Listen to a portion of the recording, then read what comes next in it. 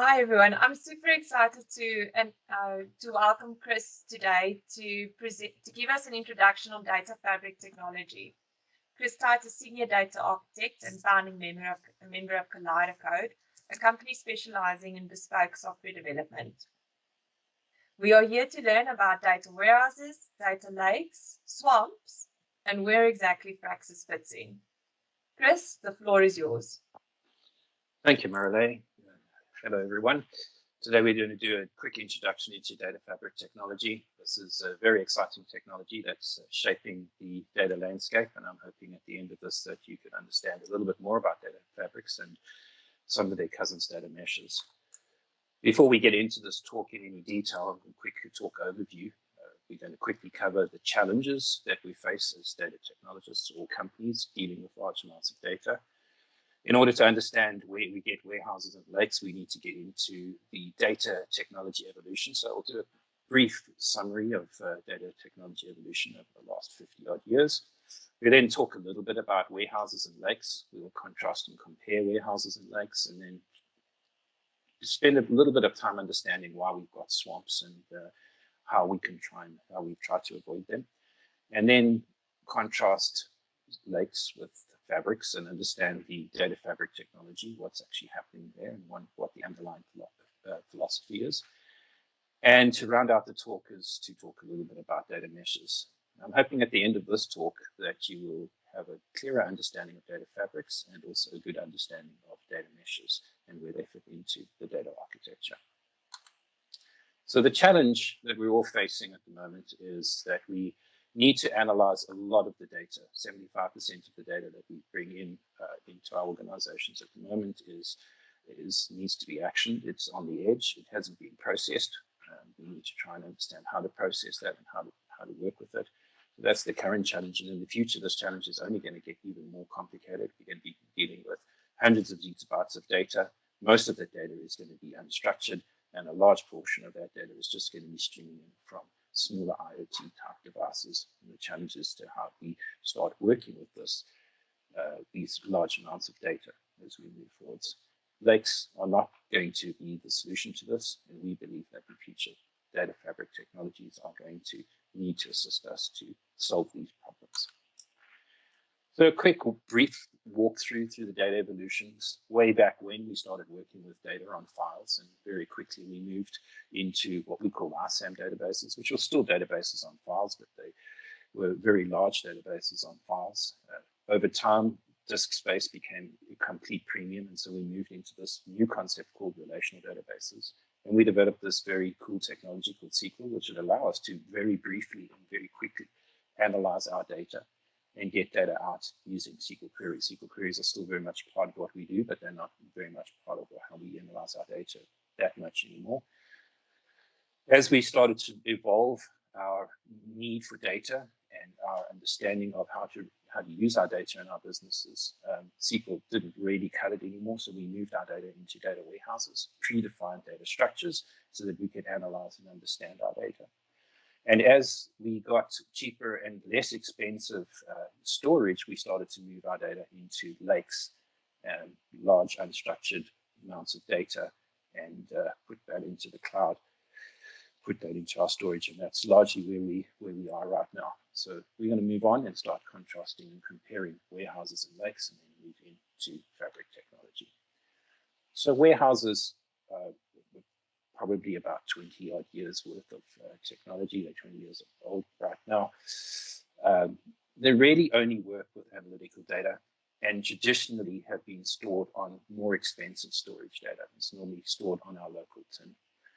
The difference between lakes and warehouses is that data warehouses have very structured data sets, and they we've worked on pretty much only structured data. We're business users, we're really the people that we're using our data. And the one interesting thing about data warehouses is that there was a very strong emphasis on governance. Who had access to data, how they get access to data. We'll contrast that later with data lakes. They're more focused on business reports and metrics and those types of things. So you can see very much where the structure is coming in. And one interesting thing about data warehouses is that the schema or the definition of how the data was being put onto disk is actually defined on the write. So as we're writing into our data, we will write into a specific schema. Now, this is a bit of a challenge because as our data starts to change and as our understanding of our data starts to change, we need to then change our schema, and that becomes a very difficult thing in warehouses because we have a write schema. Changing the schema requires a lot of effort to pull the data out, change the schema, put the data back in, and often we don't have access to that raw data. So it's really difficult to do new analysis and build out new data sets. Data lakes came into being when we had less expensive data storage technology, a lot more cloud technology, and we started to store all of our data, be it structured or unstructured data. It doesn't matter where it came from, how it got there, what its shape or size looked like, we could actually store it in our data clouds. Traditionally, data lakes are the domain of the data scientists, not so much business users, the data scientists. They're there to analyze the data, put the data together, and then present it to our data users or business users. Often there's little to no governance in this, so there's very little restriction on who can have access to what. And we're talking about this in the purest sense of the word data lake. We talk a little bit more about data marts and governance that we put on later in some new slides. And generally, we need AI or machine learning to be able to analyze our data and work with it. The interesting thing with data lakes is that we have a schema on read. So where we had a schema on write with warehouses, with data lakes, we actually define the schema when we're reading the data or pulling the data out. Now, that's a very powerful technique because we can now adapt our schemas as we move and as we understand our data more. The difficulty is that we need to understand how to define that schema, and it takes time to get to those schemas. And it also, we need to be able to verify those schemas, and that's often a very difficult challenge. So data write schema is easier to understand, but difficult to change. Data read schema is easy to change, but a little bit more difficult to read, and that's how we would contrast and compare some of these technologies. So with the idea of data lakes, the vision was that we could actually have data coming in from all our data sources, be it XML, JSON, PDF. It could be structured, it could be unstructured, it could come from service providers such as Twitter, Facebook, LinkedIn, news feeds. We could get our own data coming in through REST APIs. And the idea was to be able to create this great lake or great storage area of data. The difficulty is that it actually never panned out that way. We never envisaged the amount of data that would be coming in terms of volume. We never anticipated that the structure of the data might be completely difficult for us to manipulate. It's very difficult to process, and it's very often very difficult to figure out how data is related to each other. And that created this large amount of data that was really ungovernable and unable to be processed, and pretty much led to this very smelly concept of the swamp. In order to try and solve this problem, we created this brand new concept called the data mart.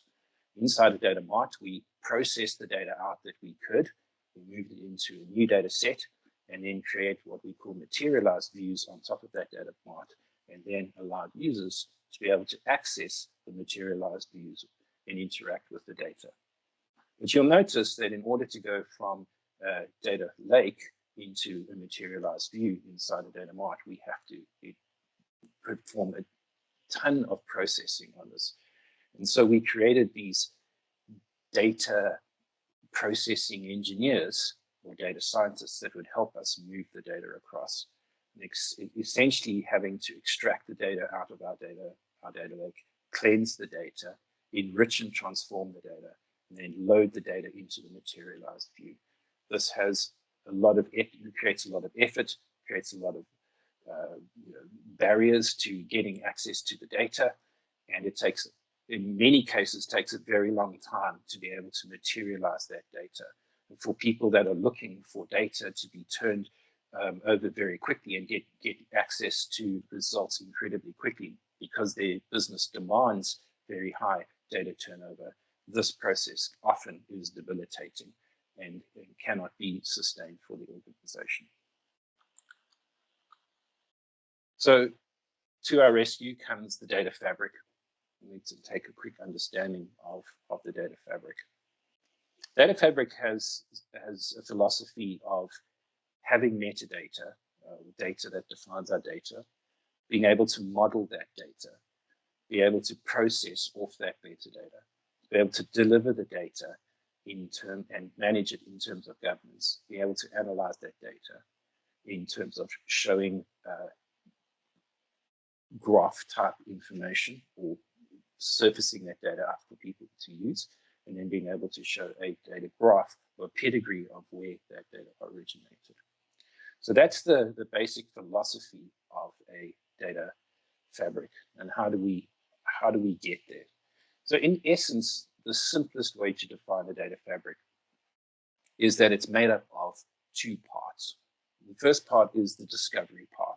And in this part, the engine will move out into the internet or into wherever we've stored our data, collect information about the data sets that are available inside that data, and create a metadata definition of the data that's inside those data sets. From that metadata, we then have data objects, which we can then manage to create data entities and model our data in a particular fashion. Inside this modeling, we can put formulas, we can do abstractions, we can do aggregations, and basically create entities that define the way in which we would like to understand our data. We can also mix different data objects together. So in essence, this is the point of metadata definition and data modeling. You need to point out at this time is that no data has moved into the data fabric. The data fabric has really just defined the structure of the data and allowed us to model how we want to use that data in our organization. And this modeling is used with aggregations and formulas, basically those queries. So that's the one half. How do we get the data out? So if somebody comes in and says, I'd like to analyze this particular data model or this entity, what is it that we would do? Well, there's a second part to the data fabric, and that is the compute side or the execution side. You'll notice that this is the red line at the bottom. When a user requests some data, the data engine, the data fabric engine, will go off to the compute engine, and in the compute engine, they will compile all the queries from the metadata and create a series of worker threads. This could be 1, 2, 300, 400, 1,000 series of worker threads that run off and pull the data from the original sources into the data platform. They will then combine, aggregate, and put the data together, and very quickly bring the data across and hand it across to the users who are now able to view their data. So data fabric is this very simple concept of discovering the data, defining the data in a metadata structure, allowing us to model our business structure using the entities and the data objects. And then when we need to use the data to analyze, taking the data entities, creating a set of queries, pushing them to a parallel compute engine, which will run off to the data in the cloud or in our local databases, pull it together, compose it, and then present it to us. A very different process to ETLs and cleaning the data out, as it would do, as you'd seen in the previous slide.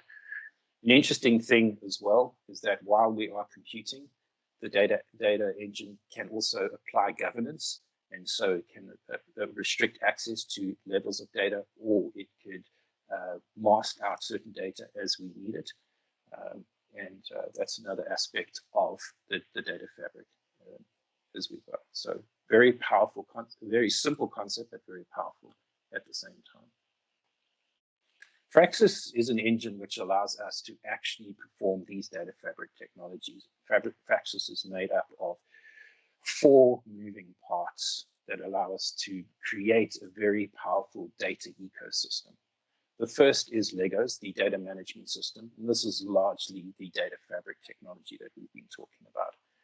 Legos has the ability to go out and create metadata on your data sources. So it connects to more than 200 data connection sources, such as Salesforce, SQL, any type of database, cloud-based solutions, flat files that are stored in Azure.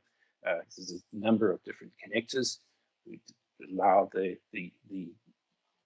platform to discover the technologies, creating the data entities or the metadata of those data entities. It allows us to then model our data into data objects using aggregations, calculations, filters, functions, and then allows us to perform queries on that data, at the same time applying security, at the same time understanding our data lineage. We'll get onto microservices in a short space of time, but in next slide we'll discuss that. But Legos is basically the cornerstone of the data management platform inside Fraxses. Associated with Legos is a technology called Integrate, which allows us to perform data migrations or data manipulations or ETLs if we so needed to move our data. There's often times where data manipulation, upfront data manipulation would be a little bit more less time consuming, would provide less compute time. And so data integration using Integrate is a very powerful platform. And Integrate is an incredibly powerful canvas drag and drop type ETL tool, which allows us to bring data into our system. Something that pairs very well with Legos, which is the business intelligence and analytics tool Insights, allows us to analyze our data that we have in Legos and allows users to collaborate and better understand the data and work through the data together to surface the data in a intelligent business understanding for business use. And the last piece inside our Fraxses platform is Opus, which is an application development toolkit. It's a configuration-based low-code application development toolkit, which can sit on top of Legos or on top of any other API, which allows us to build web and mobile applications very, very quickly and very easily to be able to round out our data platform.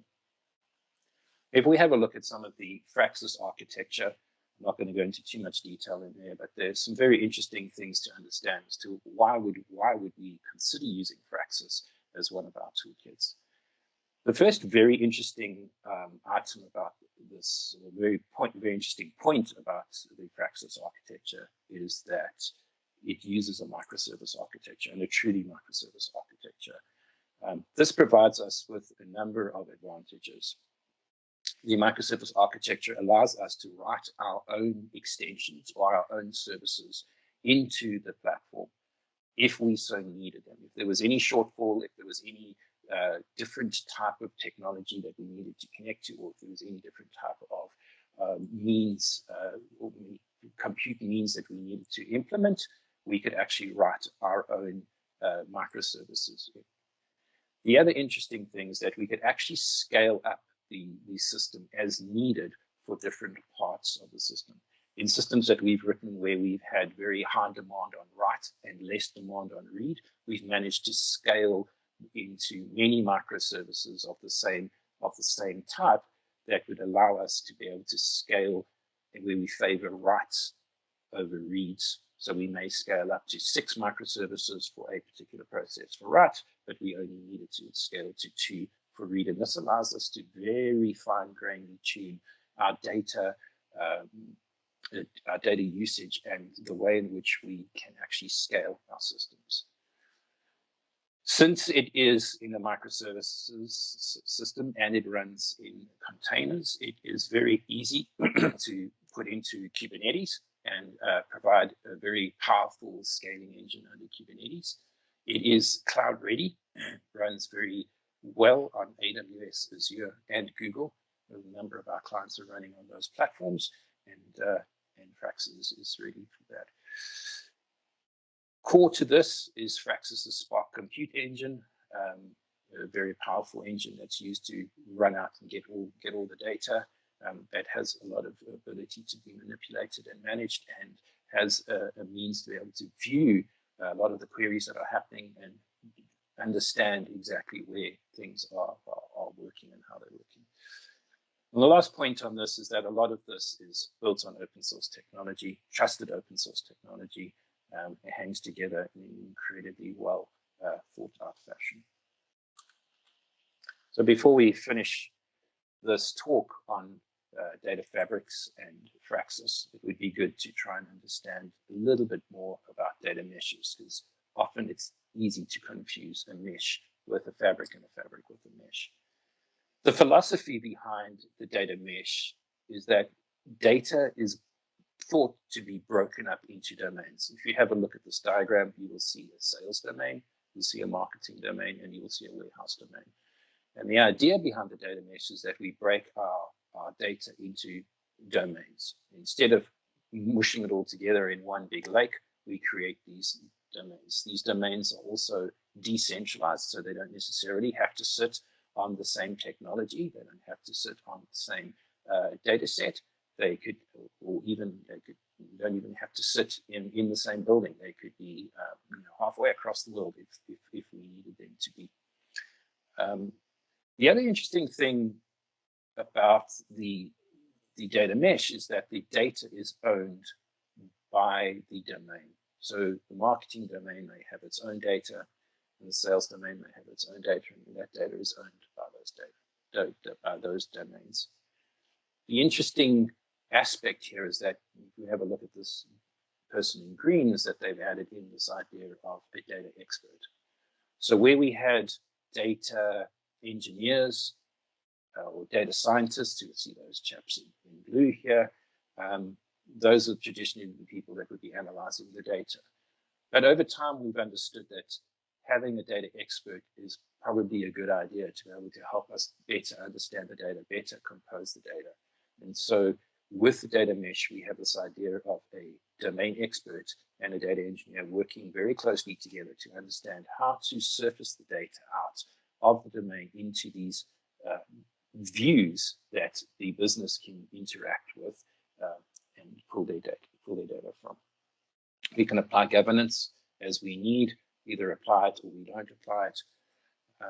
And so this core concept of a data mesh is really isolating your data into domains, bringing in your domain expert, and then being able to decentralize your data. You'll notice here that some of the data could be as simple as spreadsheets.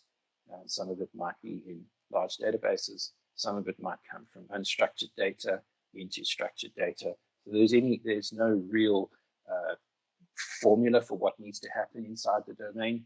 It's really just whatever suits the organization from the perspective of that particular domain. One thing to note is that this data mesh approach is very geared to the way Fraxses could hang data together, being able to create your domains yourselves and bring the data in using Fraxses integration tools, preparing the data so that you have views, and then allowing Fraxses to sit over your data mesh and compose your data together. Tying these data domains together is a very powerful concept. So not only is Fraxses moving and playing very clearly in this data fabric space, as we saw how the data fabric philosophy fits in very much with how Fraxses is built and run. Fraxses is also very adept at putting together your data meshes and putting your data together in a way that the entire organization can work together. Thank you for joining me today, where we talked about data lakes, data warehouses, data fabrics, and data meshes, and how Fraxses fits into that. I'm hoping this talk has been insightful, and wish you a good day. Thank you. As how open is Fraxses to be used with other tools or systems? For example, if we've been using Tableau or Power BI as our BI tool for all these years. How open is Fraxses to working with other systems? Is it, or do you have to take the whole Fraxses? My understanding is that Fraxses can be used as separate tools. So Fraxses Legos can stand alone without Insights, which would have been our replacement to Tableau or Power BI. Power BI, certainly we have clients that are using Power BI with Fraxses, and they are very happy with the idea of keeping their UI technology or their data presentation technology, which their data analysts understand and know how to compose together, and working alongside Fraxses. So you do not have to take the entire application. You could take parts of the application. Each one of those applications can stand alone. Yeah, there's no need to throw away any of the existing technologies, Tableau or Power BI, whichever other technologies you have, if you need to use a more powerful data engine like Fraxses. Great. Thank you very much. Appreciate your time, and I'll chat to you soon. Thank you very much, Marley.